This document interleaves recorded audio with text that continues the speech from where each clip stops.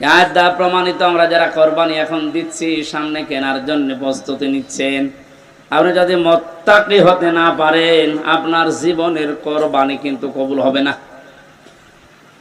কোরআনে কারিমে আল্লাহ যেখানে কোরবানি শব্দের ব্যাখ্যা দিয়েছেন যে কোরবানি করো, ওর আগের শব্দে আমার আল্লাহ দিয়েছেন নামাজের কথা। এজন্য এখানে যারা নামাজ আদায় করেন না বা নামাজ পড়েন না, নামাজের শিক্ষা যাদের জীবনে নেই, এক কথায় ফতোয়া দেওয়া যায় যে আপনার কোরবানি হচ্ছে না। ফাসাল্লি লি রাব্বিকা ওয়ানহার, আগে কোরবানি করো এরপর নামাজ পড়ো। বলেন বলেন।